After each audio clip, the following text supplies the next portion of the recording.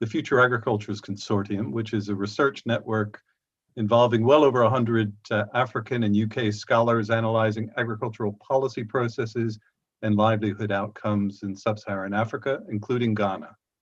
Now, I have the honor and the pleasure of chairing this webinar today, which is the first in a series of events co-hosted by partners in the Ghana Hub.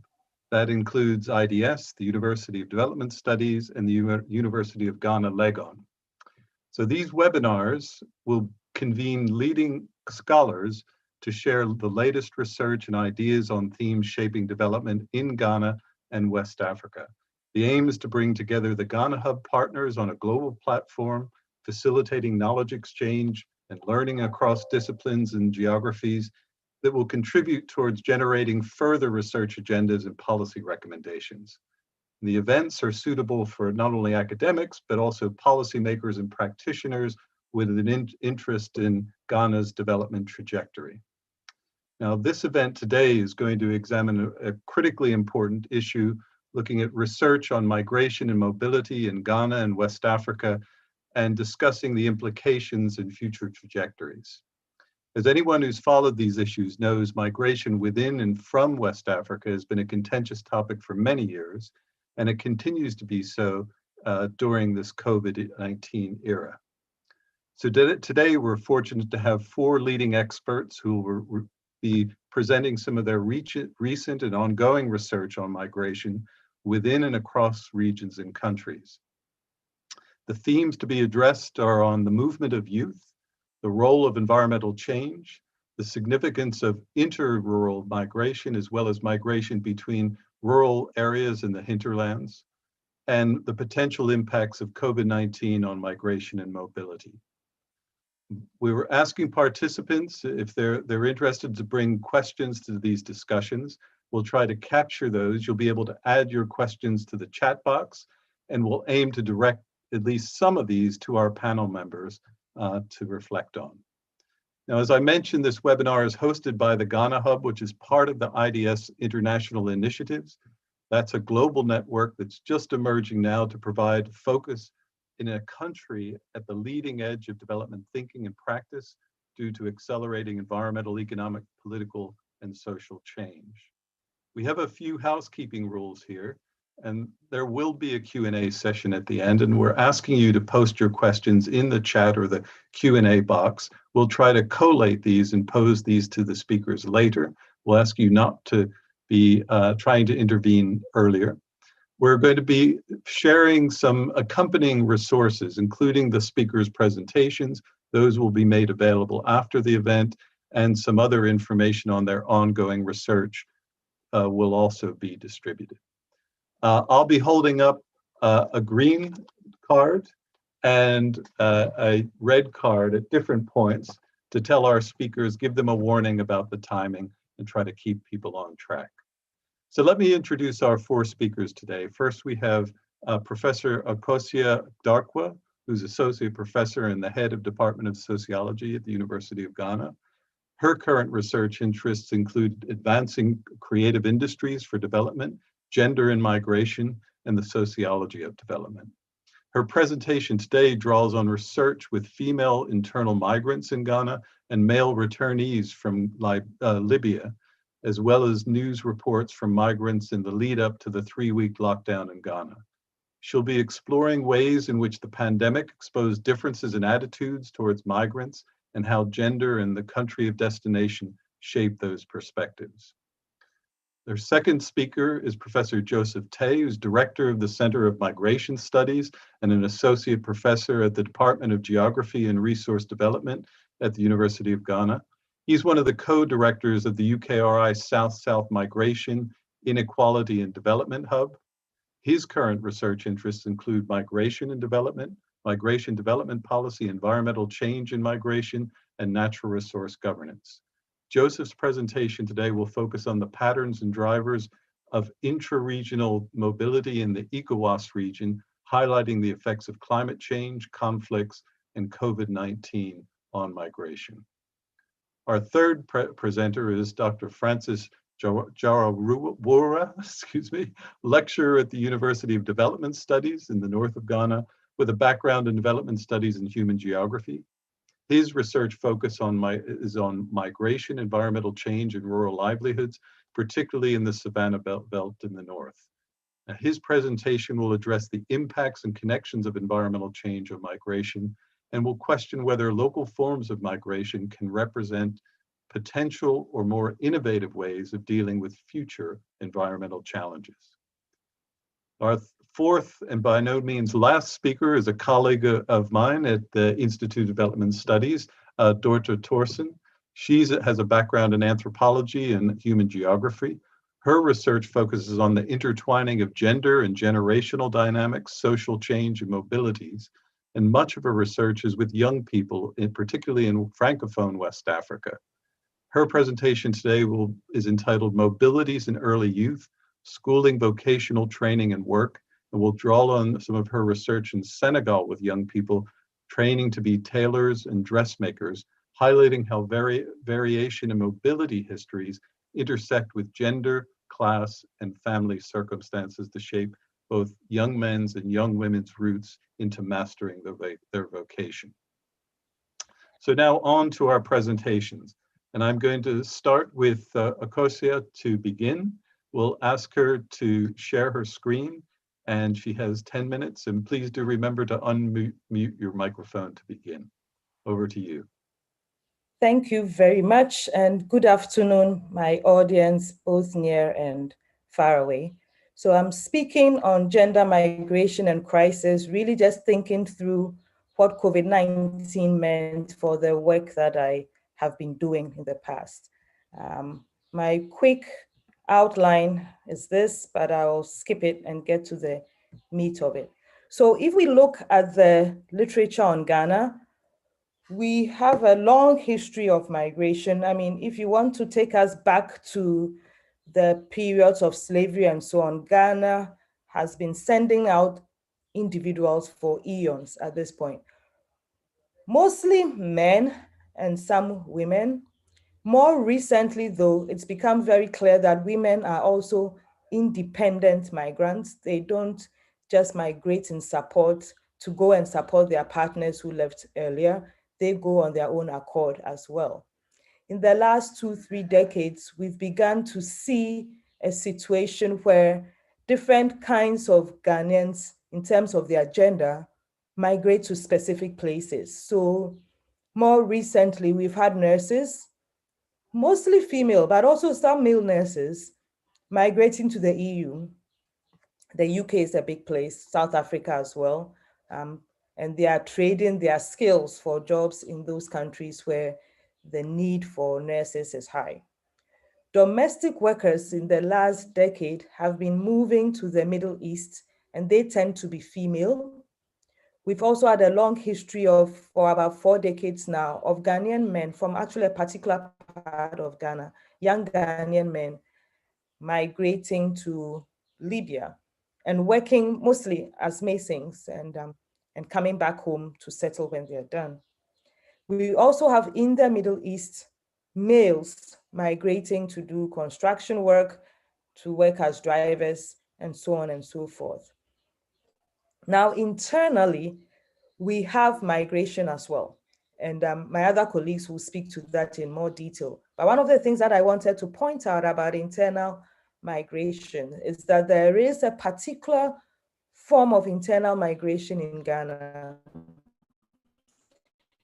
that moves women from the northern part of Ghana to the south to work as domestics or to work in markets as basically human head porters, basically. And this has been going on for about the last 3 decades. And my work explores why this has become a phenomenon and the extent to which these young women apply agency in this process. For me, what's interesting is speaking to the different ways in which the migrants, depending on whether they're internal or international, are perceived at both the destination and the origin countries, and how COVID then brought some of these perceptions to light in quite stark ways. So I'll start with what happens with international migrants in the regions of destination. So I mean, there's a large body of work around migration and seeing migrants, particularly from the global south, as a problem. And so there are laws and regulations that keep them out. In some places, good old Donald Trump was actually going to build a physical wall to keep them away. So there's a certain sense that we don't want migrants, and or especially we don't want migrants from the global south. In their countries of origin, though, migration, particularly international migration, is seen as a good thing. There's lots of literature that points to the ways in which migrants bring in remittances. And even in the midst of COVID, Ghana, for example, saw an increase in the rates of remittance from our international migrants. Beyond the remittances, there's a certain social reward for being a migrant. You get the title, you're a burger, which comes from Hamburg in Germany. It's sort of a play on the name. Being a Bintu, somebody who's been abroad and back, it's a very good thing. We have what we call LAFA, a locally acquired foreign accent. I mean, there's a locally, if you've had an international migration experience, it's seen as a positive thing. When we look at our internal migrants, though, the story is slightly different. In work that I've done with colleagues in the northern part of Ghana, where the young women are migrating from, this is a fairly recent phenomenon. Young women didn't migrate on their own. It's in the last 3 decades that we've begun to see this, and poverty is a major part of what's driving them. They're also interested in making money to be able to go back to school or to be able to get the needed equipment, bowls, cutlery, crockery, things that they think they would need for marriage. And as you can see from the quotations that I'm sharing here, a fair number of them are migrating on their own with or without the permission of their parents. So Abu says, for example, I traveled. When I returned, I discovered that she had gone to Accra without my knowledge. A mother says the same. She didn't inform anyone. Molara says she told me she was going to gather shea nuts. Next thing I knew, she had gone to Accra instead. Pigborn, who works on the same area, actually did the statistical calculation and said 15% are leaving without permission. What do we think about them in the destination point, though, which is Accra? And I'm drawing on the crisis to sort of speak to this. So this picture, I'm not sure if you can see it clearly. It's actually of a cargo truck. And it's of a cargo truck filled with internal migrants who were attempting to return to northern Ghana before the lockdown on March 30th. They couldn't get transportation. All the buses were full. They really wanted to go back because they would make no money in the south during the lockdown. And they got caught. They were actually apprehended and returned to Accra. And it was only after civil society organizations made quite a bit of noise that the state took on the internal migrants and provided shelter, as well as the private sector fund provided feeding for them over the 3-week period. If you contrast this with what happened with our international migrants, though, in the early period, the government actually housed them. They were living in hotels paid for by the government. They were fed. They were putting on Facebook the food, and depending on which tweet you looked at, they were complaining about the quality of the food they had been given, and so on and so forth. It became very clear that where you migrated from shapes whether we see you in a positive or negative light. And so by way of conclusion, it's quite clear that although both internal and international migrants contribute to their regions of origin, we view international migrants in much more positive ways than we view the internal female migrants.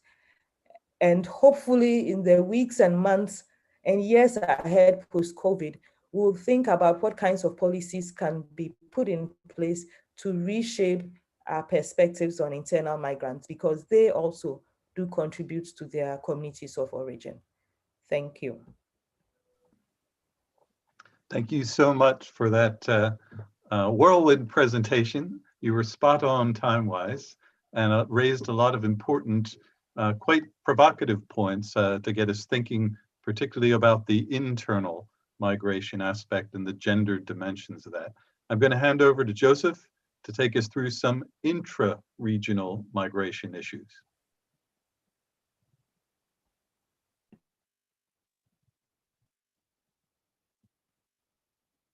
Thank you so much for the introduction, and I want to thank all our participants.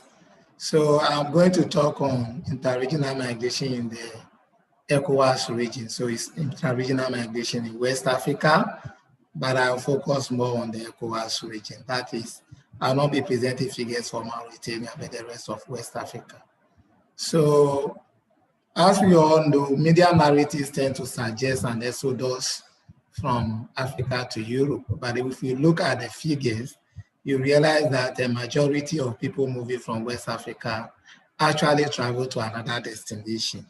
And if you look at the graph here, you see in the West African region about 71% or about 72% are actually moving within the region rather than going somewhere. And these movements are very important for livelihoods, but they receive little attention because we tend to focus on international migration. And as Prof. Dapa has mentioned, people tend to respect people moving internationally. So in policy circles too is the same thing. So I'm going to look at the patterns and then the benefits and challenges of interregional migration. So the remaining presentation will look at the patterns and then also effects of some of the emerging issues like climate change, conflicts, and COVID-19. Hope to do that within the 10 minutes. So in terms of the historical overview, we just know that migration is not new in West Africa. It's rooted in the historical antecedents. So in pre-colonial era, people were moving, but then that was a borderless state. You could move anywhere at all. But the colonial regime altered their motivation. First, they established the national boundaries. And so now when you move from Ghana to Togo, you seem to be in a different country, which was not the case. And then also, they have also created some areas for plantation, and then also the mines, where people in the northern part of West Africa need to move to the coastal part to work on some of these plantations. And then also they develop our transportation network, and that enhanced mobility.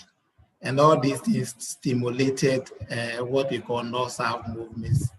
And that has continued till today. So we see that a lot of people will move from Mali, Niger, and the Sahelian countries towards the south. And more males still migrate than women, but then it's being feminized. So increasing number of women are migrating. When we look at all the countries today, they all receive migrants, then they also send out migrants. And if you look at the table here, you see that in absolute terms, Cote d'Ivoire receives more migrants than any of the countries, followed by Nigeria. We have Burkina Faso and Ghana also receiving percentage terms. So immigrants as a percentage of the population, again, is Cote d'Ivoire now, followed by Gambia. And if you look at the top 5 countries of origin, these are based on UNDSA figures, you will realize over here that there's more or less circular migration, in the sense that if you take Ghana, for instance, the people are coming from Togo, Burkina Faso, Niger, Nigeria. And if you take Nigeria, you will see Benin, the Ghana there. So much as you have a lot of Nigerians in Ghana, you have a lot of Ghanaians also in Nigeria.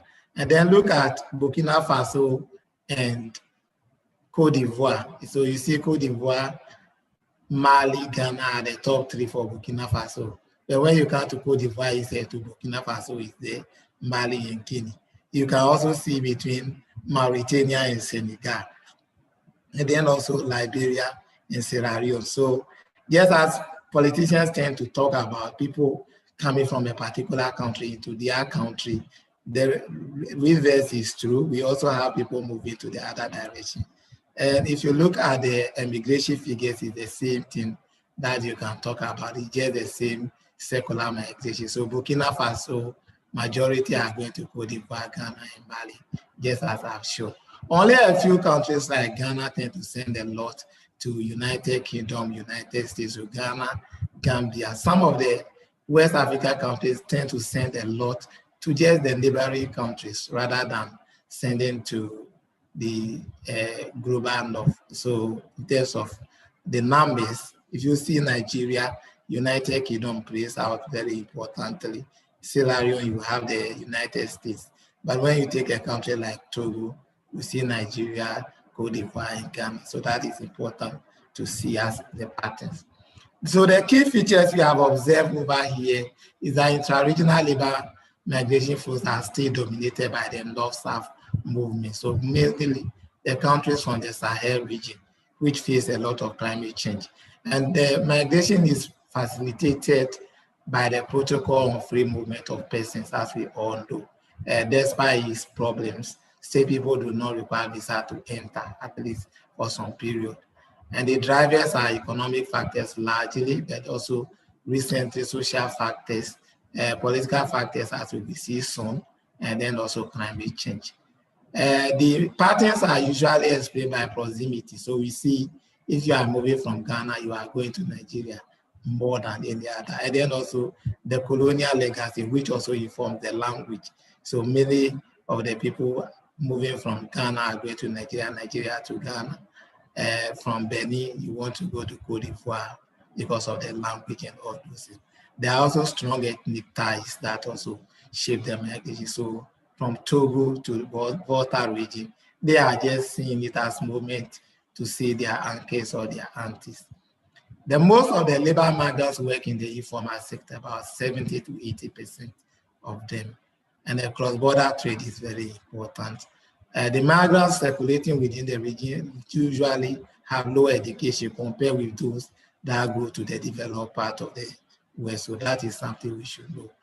Things that have influenced migration in recent years, climate change has been very important here as an important driver, whereby the climate-induced migrants tend to go not to the urban areas as people would think, but in the forest zones where the environment is better so that they work.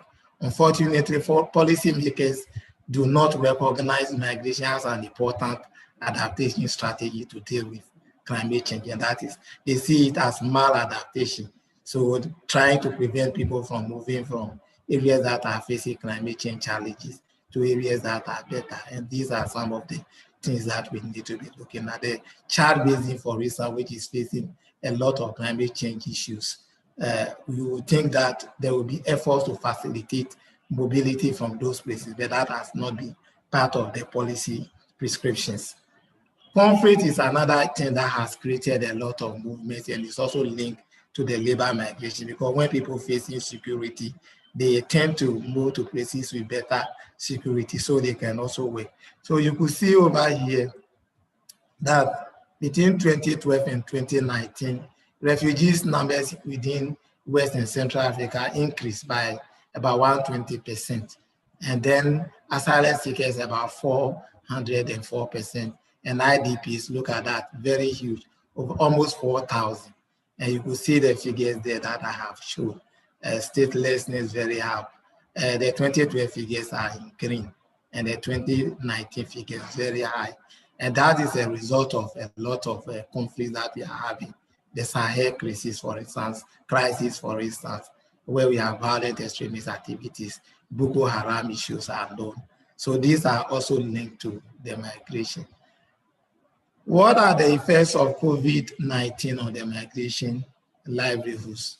And so we will talk about this later more, maybe when we are discussing, but just as some thoughts here. We knew of the border closures that has affected cross-border trade and livelihoods.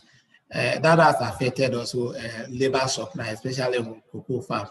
One of the APRA studies, I was looking at the value chain, and they said that people have to come from maybe Niger, Mali, and they come and work and they go, And then with the border closures, it means they cannot do that one often because all the ECOWAS borders, the land borders are closed, and these people cannot use the airlines to travel, so that is affecting them. How is this going to affect future mobility? We think it might affect out migration from West Africa and reduce number of visas, maybe to developed countries. Some embassies have already closed down. So we think that might affect it. And that is also going to maybe have impact on irregular migration. So some of the regular channels, like people moving to the Middle East, for instance, some of those programs have been closed temporarily, and people still want to go. So that is likely to lead to more trafficking. We've seen examples of that already. But we think once COVID-19 is over, migration is going to bounce back. And there are several benefits. Some of them are listed here. I'm not going to go through them for the sake of time. The remittances. Many people think the remittances are coming from the developed world. But if you take Ghana, for instance, in 2018, you see that if you take the top 5 centers of remittances, 2 of them are coming from West Africa, Nigeria, and Togo, and these are very important. Then we also have skill transfer. The migrants are also creating jobs. We have a lot of Nigerian banks in Ghana, for instance. They promote trade and also cultural diversity. But there are also challenges. For instance, we have competition with nationals, and that has led to tensions in Ghana, for instance, between the Nigerian traders and Ghanaian traders. There are also security issues, and also it's likely to cause brain drain in some of the poorer countries. In conclusion, we think intra-regional migration is still dominated by migration from the north to the southern part of West Africa. The informality of the labor market is an issue. There are lack of formal jobs, and then fears of competition causing a lot of tension between the immigrants and then the nationals. We do know that conflict and climate change is influencing migration patterns. The policymakers don't see migration as part of the solution of climate change problems. So there's a need for policymakers to incorporate migration into climate change management initiatives. COVID-19, as we know, is already disrupting intra-regional mobility. The land borders are still closed. And I think there's a need to incorporate migration management into the COVID-19 management protocol. That has not been effectively done so far. It's been seen only as a health issue, but it's also a livelihood issue. The intra-regional migration flows will increase once the COVID is over. That we surely know, because it's a way of life in West Africa. So if well managed, migration can contribute to socio-economic transformation in the region, and it can help to reduce the flow of migrants to the developed world. And that is what I think we should let policymakers do. Thank you. Thank you very much, Joseph. Very rich presentation with some very complex dynamics mapped out there. We're going to touch on some of the themes that you were also already pointing to in Francis's talk now. And I'm going to hand over to him to look at some of the connections between environmental change and migration.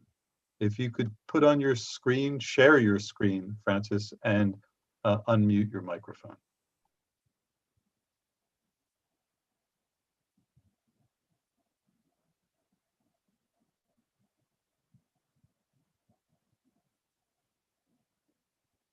You're still on mute.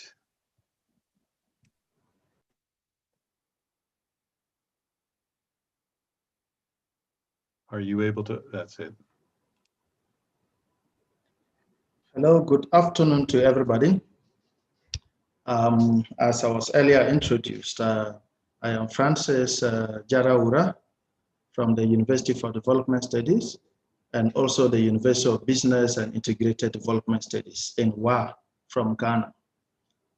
So today my presentation focuses on environmental change and internal migration, looking beyond imaginative narratives. So I'm looking at how people have seen or understood the nexus between environmental change and migration at a broader level and coming down to Ghana. So environmental change, of course, has potentially profound effects on human lives. And as we have seen the IPCC reports, the global south, particularly Africa, is likely to see the greatest impacts. This is because most of its population still depend on ecosystem resources. We still have largely rain-fed farming, and a greater proportion of the population still depend on farming. And less than 5% of irrigable land has been developed. And in Ghana, this is less than 2% as shown by the Food and Agriculture Organization. So one of the possible key responses to a Western livelihood perspective as presented by environmental change, also climate change, is immigration to other locations. So we have seen many write-ups and media posts on how a worsening climate situation would lead African migrants to Europe and America. And then we have seen more academic write-ups that have also tried to estimate the number of flows. Of course, these have been criticized for many reasons, including the failure to recognize that people have other options, and of course, neglecting the human agency component of it. So several reports, including that of the Foresight, have stated clearly that if we need to understand the nexus between environmental change and migration, we need to focus on how these influences existed, but also new migration patterns. Rather than a broader approach, what we have seen is that many narratives focus on the nexus between environmental change and migrations to Europe. And this has led to a concentration of the literature on migration that arrives in Europe and neglected migration that takes place within the African continent and within countries and within local regions.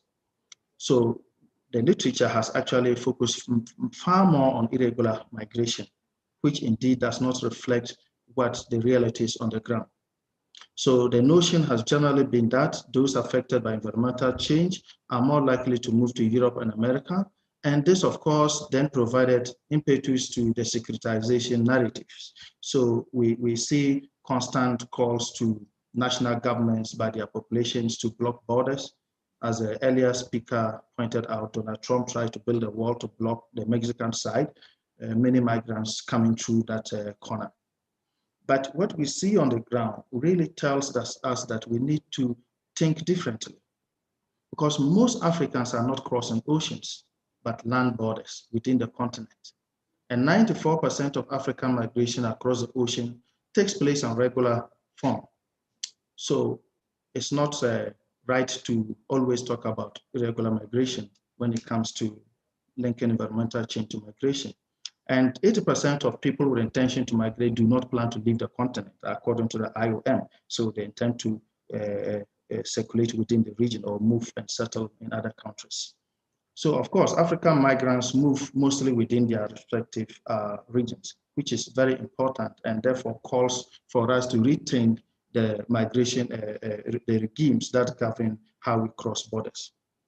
Then when we look at in-country, when the attention comes around, what we see is that it largely focuses on existing major rural urban patterns. And in Ghana, what we see is that much of the research concentrates on migrants moving from northern Ghana to southern Ghana, and more specifically from the savanna agroecological zone to the more greener zones in the southern part of the country. And the savanna zone has a single maximum rainfall, whereas in the south, most of the zones have double rainfall with better soils. So they are mostly attracted to go and conduct farming activities, but also to have non-farm activities in the cities and also the big towns.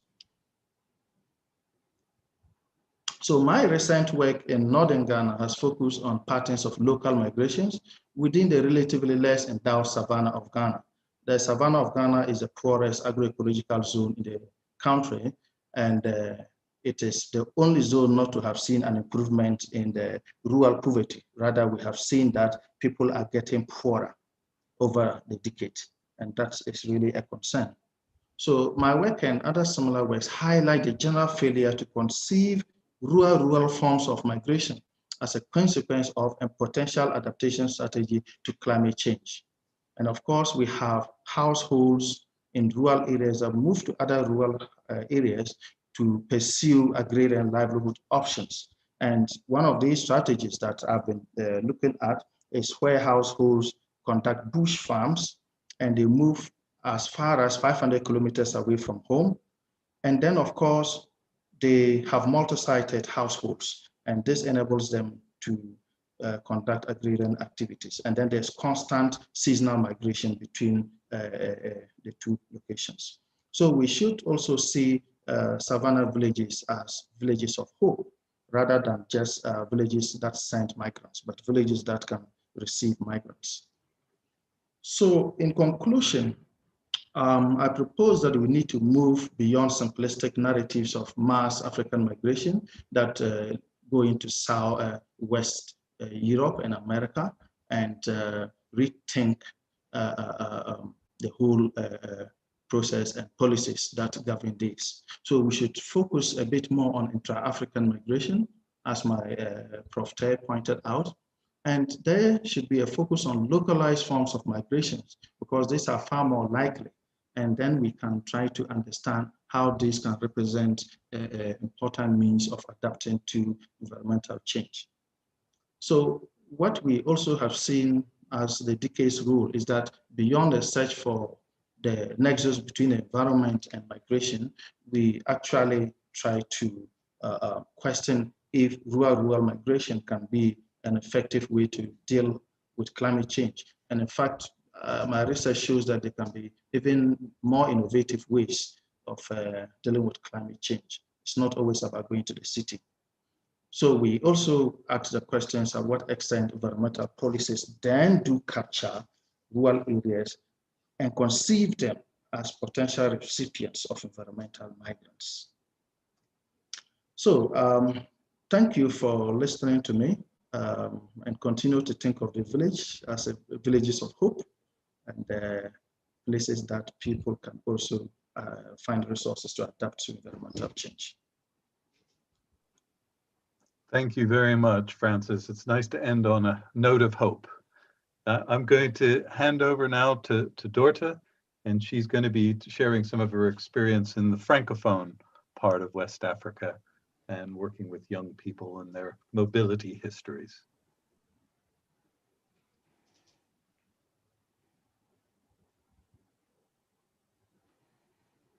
Yes.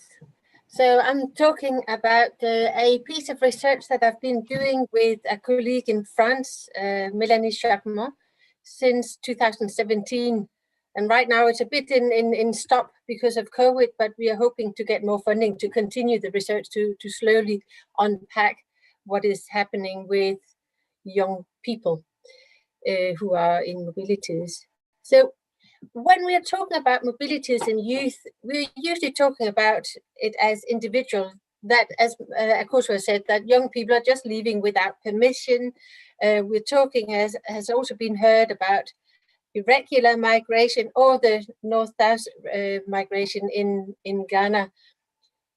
When we look at Senegal, in fact, internal migration is not talked about as migration. Migration in Senegal is going abroad, it's going to Libya, it's going to Morocco, it's going to Europe or elsewhere.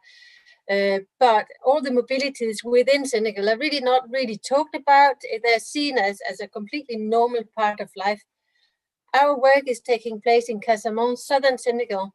It is a hub where you have movement because of conflicts in Senegal, in Guinea-Bissau, in Guinea, and then you have movements to Gambia as well. So there's 4 countries that are movements between, and once in a while there are people from Mali, fishermen coming in as well. So we have here a hodgepodge of people. And I suggest that we're not just talking about individual moves, but that we look at mobilities in childhood and look at what kind of practices are already there. Much is known about fosterage. it's also called circulation of children, depending on what kind of ideas there are behind them. We're talking about the importance of the network of kin, and we're talking about mobilities on own initiative. I've worked with a group of researchers where we talked about independent child migration, but we all had a problem with the independent because we knew very well that the children were totally inserted in a network of kin, whether they had permissions to go or not. There would be people collecting them or helping them wherever they were. So we have this mixture of people who have moved with or without parental consent, but within the network of kin. And I've put up 4 pictures of some of the young people we were interviewing and doing research with in Casamance. And as you can see, we have a secondary school student who's living with an aunt since young age. She's from Guinea-Bissau. We have a secondary student who relocate every summer holidays to work to earn money for his continued schooling. Then we have a tailoring apprentice who's been living with an uncle for a long time because his parents split up. And then we have a tailoring apprentice living with an aunt because she came into Sigenshaw, the main town main city in Casamance, to do tailoring training. So we have a real mixture of mobilities in early youth. In fact, we have done research with about 50 participants, not all of them tailoring apprentices or secondary school students, but we simply cannot, with this small number of people, we cannot establish a typology. It's that diverse. So it's worthwhile to think of that the diversities that are playing into what people then do. So the nexus between mobilities, work and education has changed over the years. From even the debate about it in Ghana, there was a big debate about young people dropping out of school or children dropping out of school to work. And then a couple of years later, it had moved into young people moving into work due to the lack of access to schooling. The truth is probably that there is a mixture of reasons why people travel. And one of them is that they actually travel, as I said, during the long holidays, and they travel within the country or they travel to neighboring countries, depending on the mobility practices and the established flows of migrants in the different countries. And what they do is not just keeping themselves in school, it's also showing their families that they have an interest in contributing to the family. And quite often they also help to pay some of their siblings' school expenses. But apart from that, most of them are talking about these migrations or mobilities to work during the long holidays as a great experience. Although some of the students we were talking to in Casamance were also expressing their frustration about having been first in their school class. And then they had to go away and work, and all those who were behind them caught up with the school curriculum because they were participating in revision courses during the summer holidays. And as they were busy working where they were not able to access those kind of revision courses. But when we look at those kind of nexuses between schooling and mobilities, we forget about education that is not just schooling. We forget about the training into non-farm occupations. And that happens in vocational training and in technical schools, which tend to be for urban youth. And also these formal training programs are of fixed duration. They entail paying fees. So they are often for young people who have got a little bit more money. And also they do not stress the production sales aspect of the trade. So they issue a certificate at the end of training, but the young people who have done these courses are then left to try to find work at that point. Informal or unregulated apprenticeships, often talked about as informal learning, but in fact they are usually involving being placed by an adult who has a relationship with the master, and who's this adult placing them are acting as a guarantor in the relationship. There's an expected duration of learning, but that varies across places and countries. And some countries there's payment of fees. In Senegal, it's rare to pay fees, but also young people have no regular remuneration. And being an apprentice is a gradual learning, so it takes at least 5 years to learn the aspects, sometimes longer even. Most tailoring workshops are practicing a rotational learning, so the masters often take in more apprentices than they have machines for. So a lot of the learning is going through observing what other people are doing rather than practicing, at least in the beginning. Then we also have then we also have inclusive hybrid programs run by NGOs, and these are sort of aspects of trying to include, especially young women who have dropped out of education. And in Signature, there was a 3-year program requiring a small payment of around £20 for taking place, £20 a year, going on 5 days a week, every afternoon. But they also had this pedagogy of having 50 girls enrolled, but with 5 machines. So a lot of the learning was really by observation only, particularly in the beginning. So what kind of routes do people take into this tailoring and dressmaking? Well, they're definitely rooted in a vision of a better future, in the sense of having ideas of that they will get an income, and if there's some education, there will be more of a choice. The status of education within the family also shape choices between formal training or apprenticeships. So there's quite a model of success between the informal apprenticeships and the schooling, but they're all involving that education. And there's absolutely no difference from the young people in terms of how they're thinking about that, whether they come from rural or urban areas. But of course, the rural youth will have to travel in and establish themselves in the cities, living with kin, because they will have no income. So unless they have somebody who can house them and feed them, they will not be able to do these apprenticeships. At the same time, they see these as an opening of space in the future for having an income and having their own workshop. And this is a little bit new in Casamance, that also young women are pursuing this route.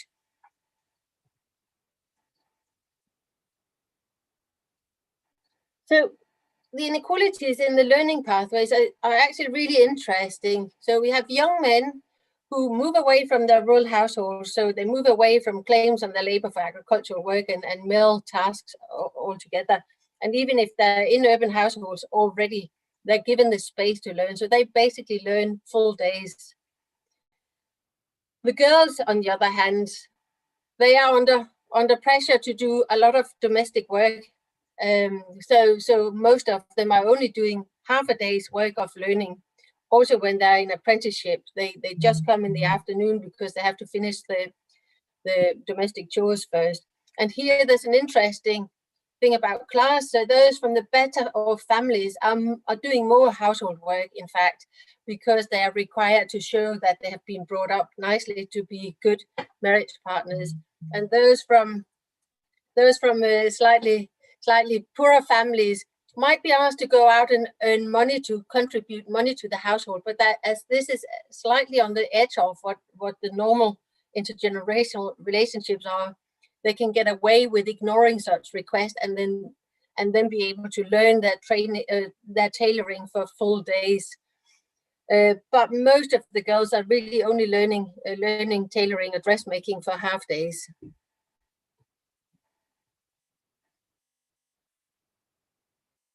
So what we get out of that in a very quick presentation, obviously there's a lot more detail to the study itself, but we find out that occupational paths are structured around learning to demonstrate this shift towards better skills work. So it's a social mobility within a skilled mobility within a spatial mobility as well. And we see that gender and socioeconomic class intersect, the ethnicity migrant status much less so. But what we see is that really we need to have a lot more knowledge about the social changes around technical and vocational training and the different ways that young people are entering into this and how they are, what kind of pathways they're taking through the learning. Thank you. Thank you very much, Dorta. And it's fascinating to bring together some of the gender analysis with issues of class and age as well, to understand some of these mobilities and the changes in opportunity. We've now got some time for addressing questions. I'm going to use the chair's prerogative, however, to perhaps start us off with a few, and then we'll open it up to our participants here. I understand that there are nearly 60 people tuning in by Zoom, which is fantastic, and hope you'll stay with us through this part of it as well. I'd like to perhaps direct my first question to Francis and Dorta on what impacts or implications do you think will have on the trends that you've been describing, looking at some of those young or youth mobilities and also those issues of environmental change and responses in the North. So maybe we could start with Francis, and then we'll go to Dorta.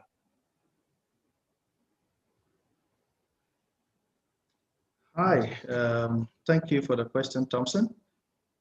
I think COVID-19 places both restrictions and incentives to people to migrate.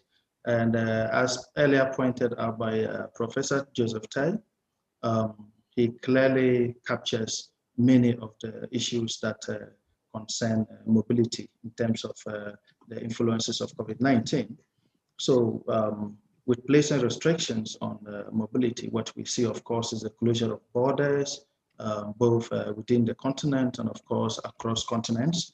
And then when we look much closely at internal movements, we saw lockdowns, and that, of course, did not allow some seasonal migrants to return home in time to engage in the agricultural activities. What we also see is that some people had to stay at home a bit and did not migrate as they normally would. Then, of course, we saw return migration by migrants that were already in the city. And one thing that is interesting to me is that COVID-19 exposes the existing vulnerabilities of many migrants living in urban areas in Ghana, and that, of course, across the world as well. They have little income.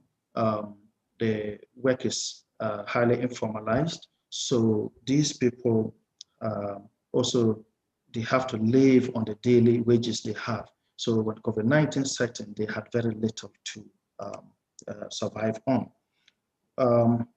What it also means is that the few migrants I spoke to also stated they had remigrated to add to rural areas from the urban areas. So what we saw is that there is always a possibility for migrants to remigrate from cities to urban areas, to rural areas as opportunities change, and then to explore farm work opportunities. So we need to see this process as a bit more fluid and as it comes with changing circumstances.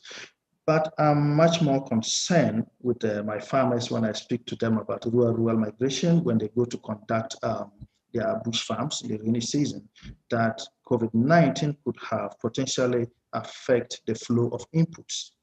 And without inputs, there would be no farming in the rural areas. So we probably need to take that into consideration for policymaking. Thank you. Before I hand over to Dorta on that, could I ask all four of our panelists to open their screens so we can see you again? We're going to treat this as a panel as though you're all sitting in front of us there. And just to respond very quickly to Francis, what you were saying, under the Future Agricultures Program, our APRA program, we've been doing consortium, we've been doing research on the impact of COVID-19 on food systems and livelihoods, including in Ghana and 8 countries.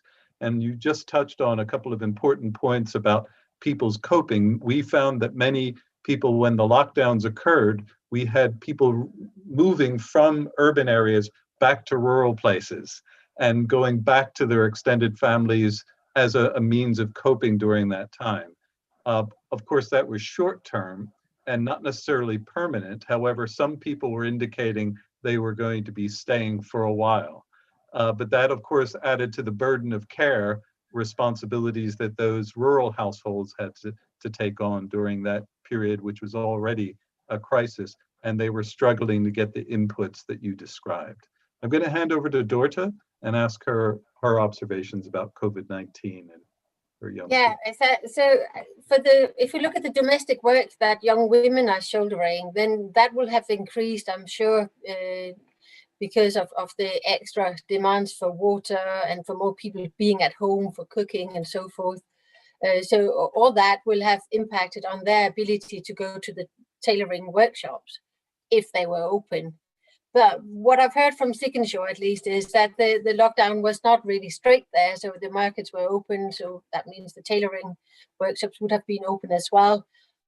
I don't know about the NGO, if that would have been open, but I hear similar stories from other rural towns across West Africa that, in fact, lockdowns weren't a big issue and that people are still moving around.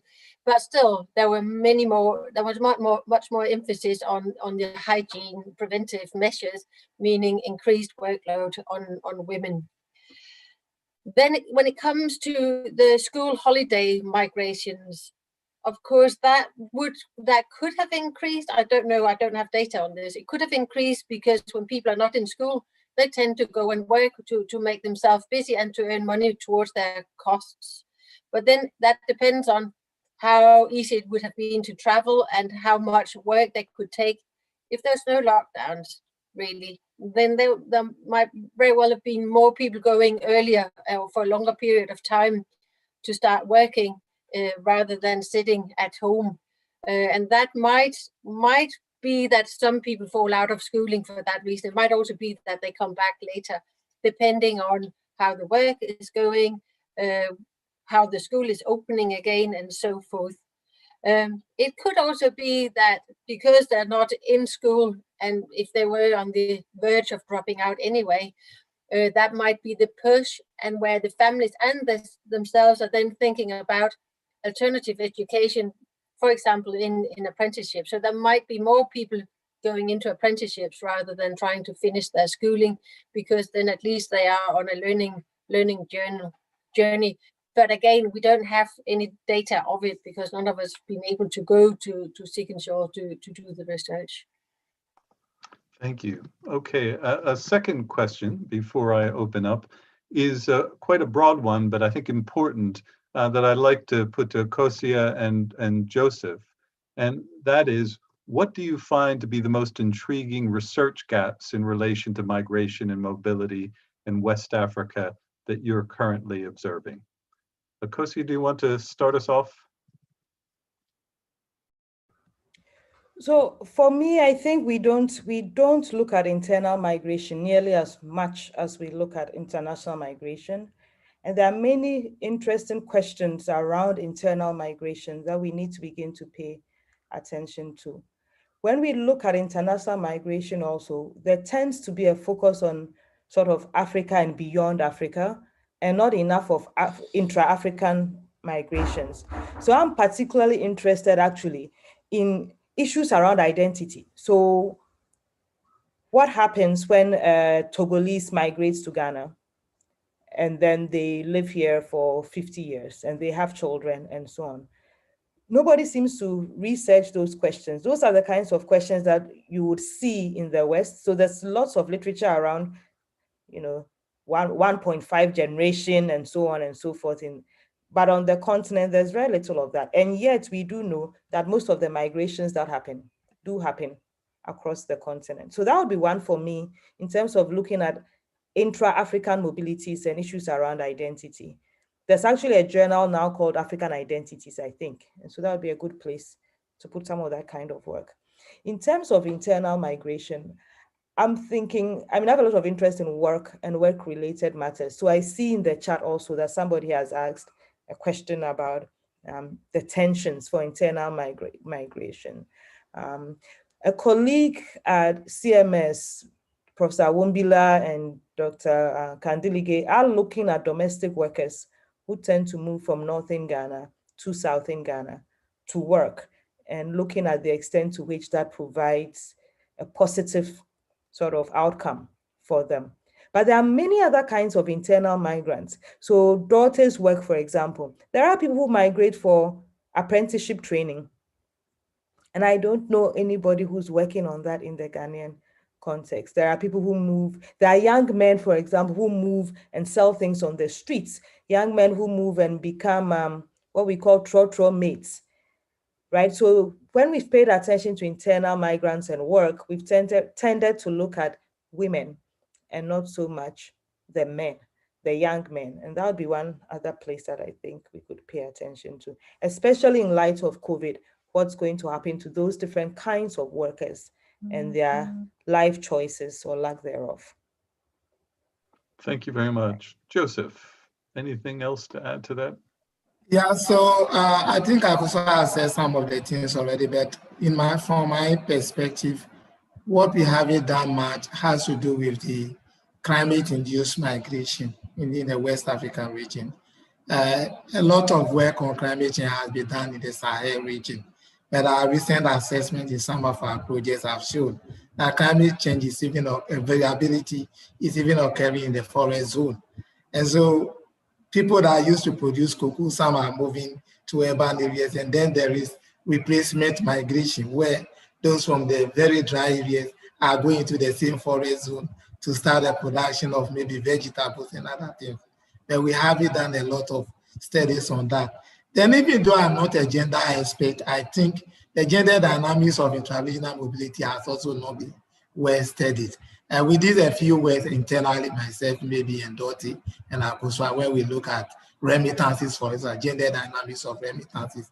We saw from that way that whereas traditionally the male patriarch used to control who goes out, as Akosua's presentation showed earlier, now people are taking their own decision. But this is something we have just done for internal migration. It will be interesting to look at this as a broader area of focus in the entire West African region to see how that is linked to feminization of migration.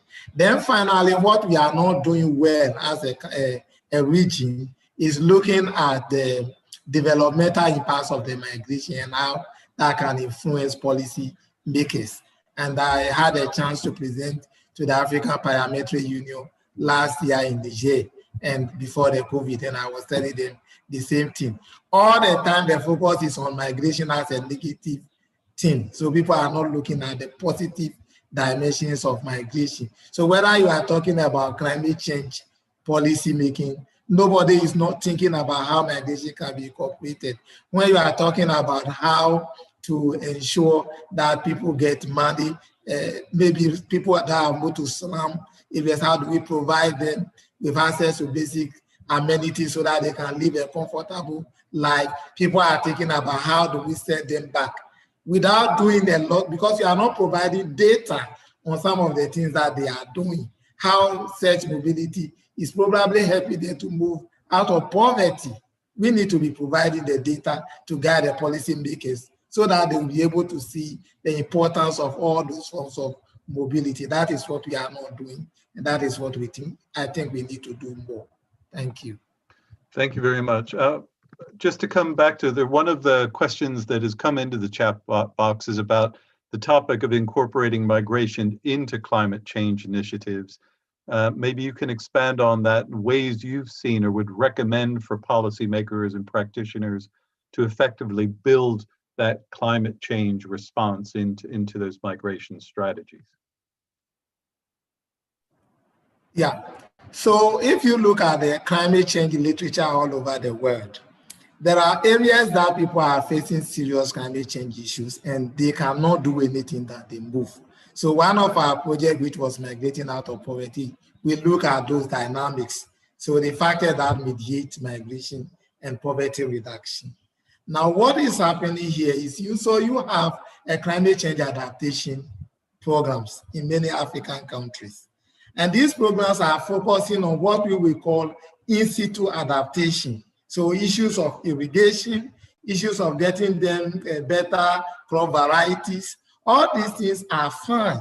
But we could also facilitate out migration in areas that it will even be more costly to adopt in situ adaptation than migration.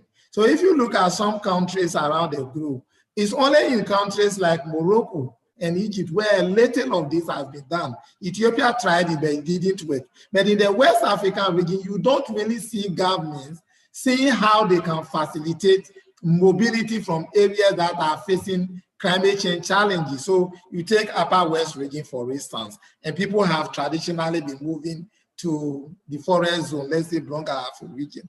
Now they face a lot of land tenure issues, which we've changed because they are sometimes squatters. You would think that when we are designing the climate change adaptation program for such a region, we should also see migration as part of the solution. How do we engage chiefs or landowners in their popular destinations? How do we facilitate mobility for people who do not have networks and they cannot move because some are trapped in areas that are facing climate change issues? So these are things that the governments can do, even designing programs, even providing better information to the potential migrants so they know where they can have land, where they can go, where they can farm, linking them with existing, let's say, agricultural programs in areas that are better climate change. We haven't been able to do that as a region. And those are some of the things that we can incorporate into climate change adaptation. Because the problem is immediately people migrate, we are rather defining that as maladaptation. So you want to restrict people to stay there. And that is the failure in program planning to start with, where there were times people were even giving money. I think I also presented that, to go back to the rural area they are migrated from. Because once we see them in the urban areas and they are exposing our failure to plan for the urban region, we see them as the cause of the slums that we are seeing. So we are encouraging them to go back without tackling the things that are there. So what we are saying is that in addition to trying to ensure that you develop the rural areas that people can stay, you should also think of developing programs that can facilitate mobility and ensuring that rural-urban migrants or rural migrants are able to undertake their economic activities that will enhance their own livelihoods at the destination. That is what we need to do. Thank you. I'm going to stop you there, given time. I'm going to put a question to Francis, and others may also want to chip in on this, but this is asking, could you give us some more precise examples of the type of activities that internal rural to rural migrants are engaging in their destinations? How far are people doing agrarian farm work or laboring, and how far are rural off-farm activities involved? And then what are the seasonal dimensions of these? Francis, could I ask you to open your screen for us again, or are you having bandwidth issues? Okay. Yes, hi Thompson. Thanks. Yes, so that's well, the video is on. Yes, hi Thompson. Yeah, did you hear my question? Yes, I did hear your question. Okay.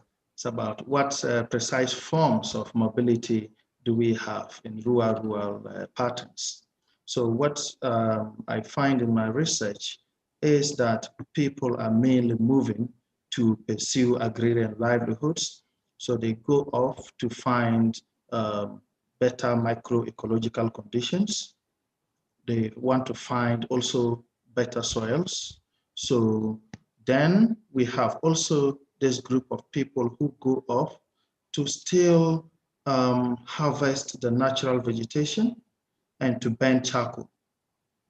So we have the charcoal burners, and these are the people that pose dangers to the environment further in. So in my work, I mostly see them as a danger to the environment because it is uncontrolled and has no specific ways of regenerating the vegetation, which they have already, which they are cutting. Then you see people, of course, who also go to pursue mining activities. This because they want to go interior and avoid the police and the military. So they go deeper into the interior. So all of these groups pose different situations. And even with farmers who go deeper, they still pose dangers to the environment, but they also are then able to conduct old ways of farming. So they conduct shifting cultivations, and some also, and that also allows the vegetation to grow again. And some also go and constantly, come back to the old field. So it allows fallowing. And I found fallowing as a very important local way of sustainably farming.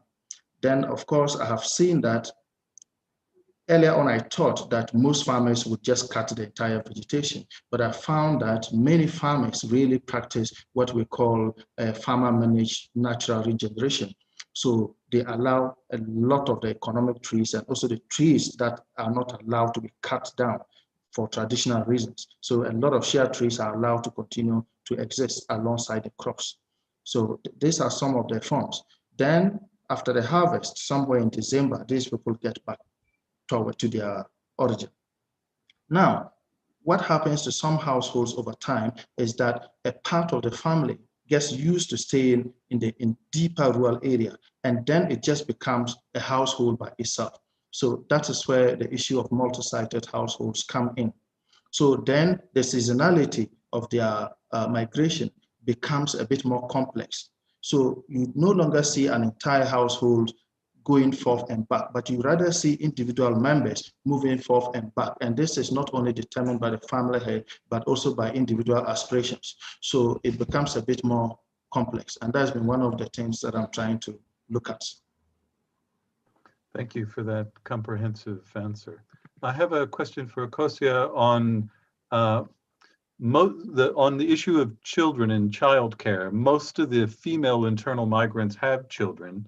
Are there policies, programs in place to ensure those children go to school in terms of basic education to break the chain of poverty or risky migration? Is the question.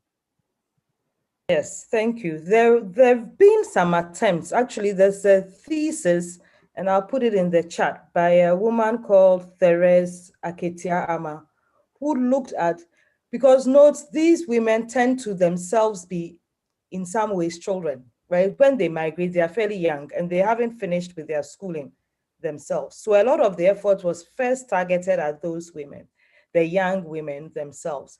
And the basic point she makes in her thesis is that the young women did not think of themselves as young women in need of an education. They thought of themselves as young women in need of support to be workers. And therefore, they didn't take advantage of the opportunities that they were attempting to provide for them. So street aid, Catholic Action for Street Children, and so on and so forth, have not necessarily had a very good track record with putting them through school and having them graduate out of school and change their lives. Now, this question is interesting because it's asking not about the migrants themselves, but about their children. And technically, the opportunities that are provided for the mothers are also available for the children, but the children are much younger, and therefore it takes a much longer time to get to the point where you are graduating and so on. But we also have to keep in mind that the kinds of ways in which education can be beneficial to you depends on the kind of education you get. So if it's free education and it's offered in, say, in the market spaces, and the attention to the children is not necessarily very high quality, they will go to school, but they will not necessarily reap the rewards of school. We do have situations where, in fact, there's been work that's been done in Northern Ghana, for example, where children were being put on the streets. And the assumption was that this is because of single parenting and so on. But what we found when we started to do the questioning of the parents was the children finish and they don't do well, and they don't get into senior secondary at the time and university. So actually teaching them an alternative skill it's a sensible thing to do, because that's what they are going to be needing to make ends meet when they are adults. And so I guess what I'm saying is the likelihood that this free education being offered in, say, the markets in Agbogbloshie to a current 3-year-old is going to actually transform that 3-year-old's life so that hers is not a life of poverty. I think we would be stretching it and pushing it. Is it possible? Yes. In the grand scheme of things, what's the likelihood? I would say not very high.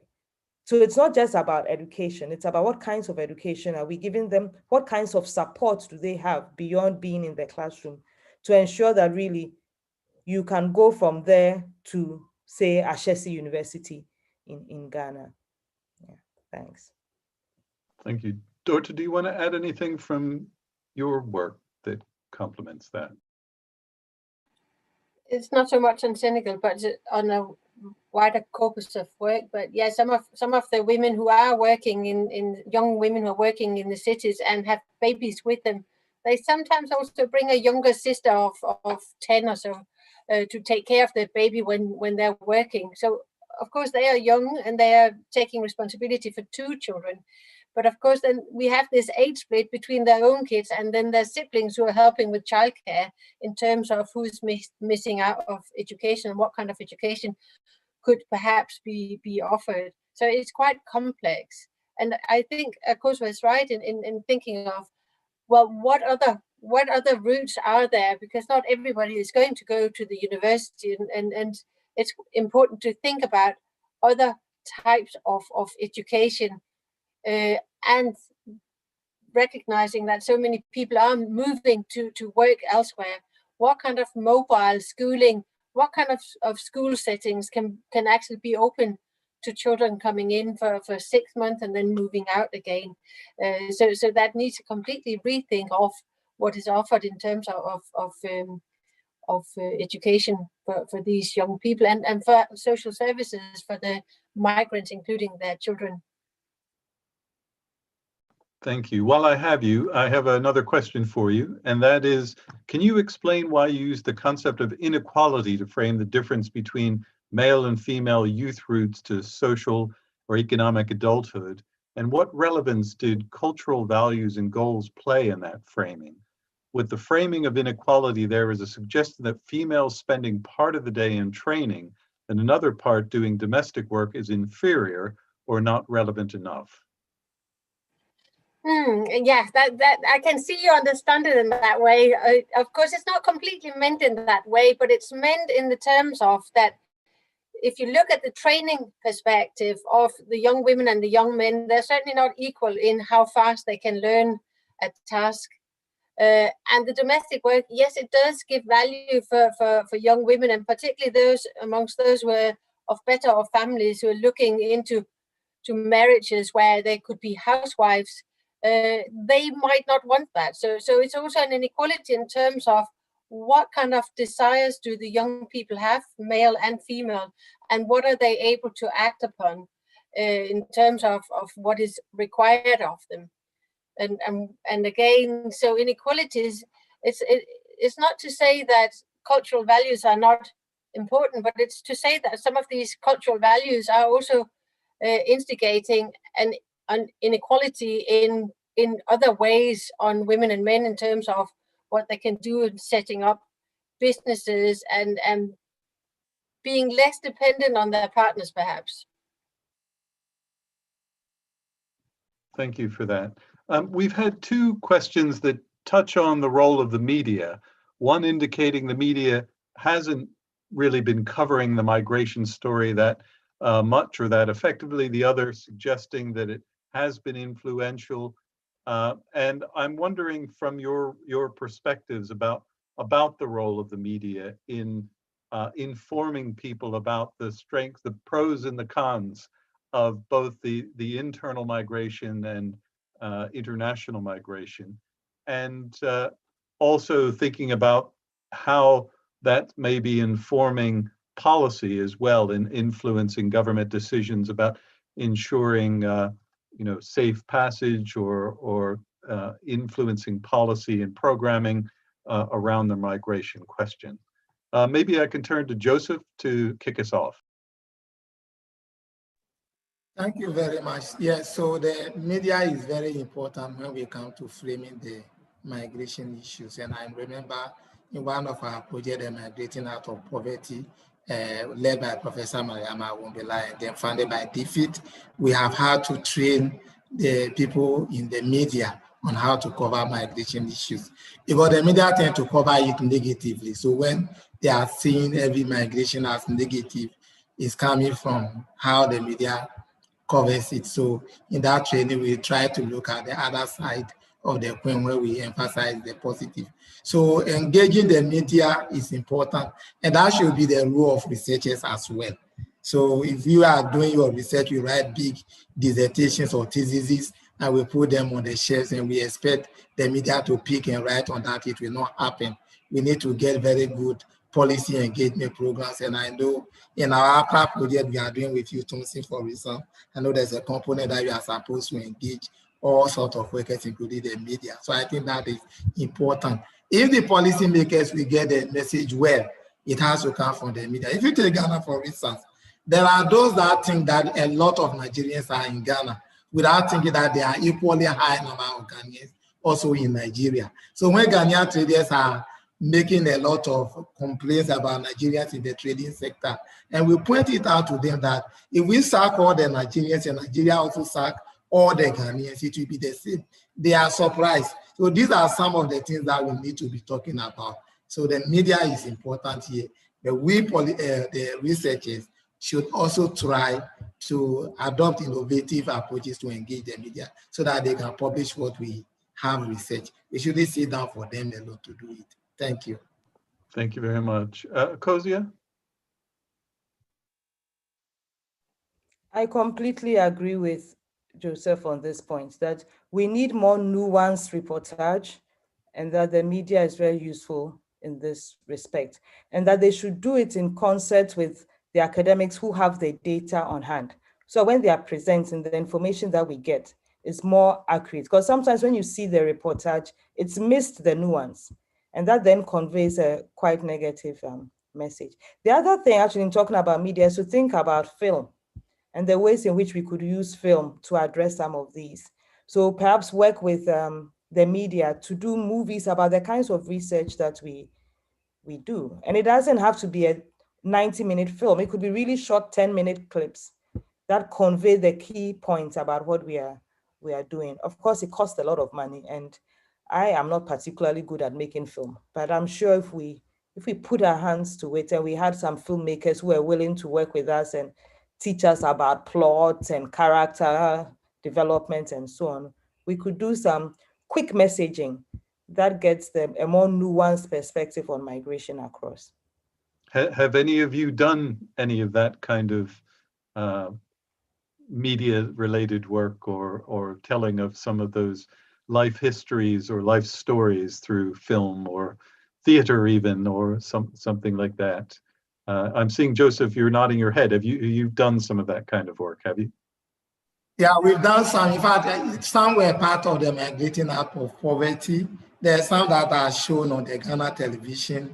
Several times we have been shown. And I think those ones have impact, just as Akosua has said. We need more money to do more of these things. We need to engage development partners because it's expensive.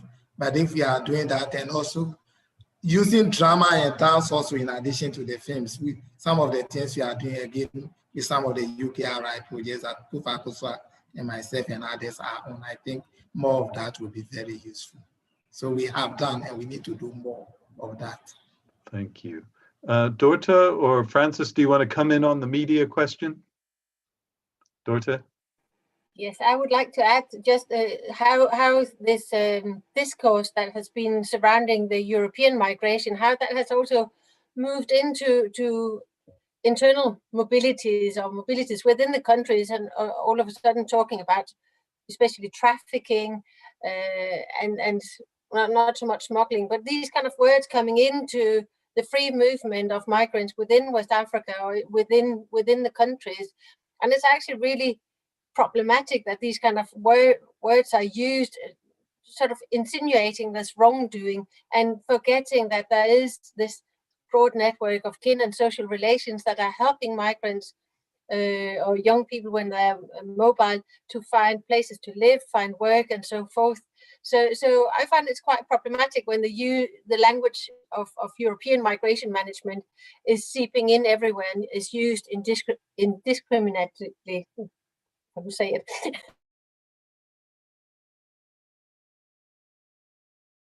Sorry, Francis, do you have anything to add on that media question? Well, I tend to agree with the other panelists. And of course, we have seen many media reports, the imbalance in the media arena is not good for policymaking because they are much more closer to policymakers than academics. And we think we need to foster better ways of getting the media to understand and to have more journalists getting into the migration sector. That we also should get to hear some good stories. It's always about refugees, always about people getting stranded, and hardly do you see anything beautiful. So I think we need to push on with the efforts. Thank you all very much for that and for all your responses and your presentations. We're bringing this webinar to an end here. I just want to add a personal note. I am the grandson of migrants. I come from the land of migrants in the United States. All of my grandparents came from somewhere else. My parents met with very diverse backgrounds and, made it through, eventually, managed to get educated and find gainful employment and so on. So I feel very fortunate to have been the grandson and great-grandson of migrants on both sides of the family and know that there can be success stories out there. And I think the points that people were raising, we often hear about the push part of migration, of those negatives, the poverty, the crisis, the environmental change, those sort of negative factors that lead people to leave places. But at the same time, we also were hearing about the imaginaries, the opportunities, the possibilities, and that migration can be a transformative thing, not only for an individual, but for a community and an economy. And I really encourage all of you to continue to do that kind of work, to document and share through those social media and other connections, some of that new evidence, which is going to inform and influence policy and practice in future. Not to downplay the negative, we know those are serious and we need to capture those and understand those dynamics, but also to elevate some of the more positives that you were describing and the opportunities that those can bring about. So thank you all very much for your contributions. And thank you to all of the participants and those of you who've submitted questions to the panel. We couldn't answer them all, but we did our best. I'd like to also remind you that we will be sharing the recording of this webinar along with the PowerPoints and also directing you to some of the publications of our esteemed panel members here. Those will be made available on the web page after this event. And I'd also like to extend an invitation to the next webinar in this series. We welcome all of you to register for that. That's going to be held on the 21st of June and will focus on pastoralism and climate change in West Africa, implications for policy and practice. And there will be a link on the site for you to register for that. So thank you all for your fantastic contributions and for your participation. I wish you all a good day and good evening. Thank you too. Bye-bye. Bye. Thank you. Bye, everybody.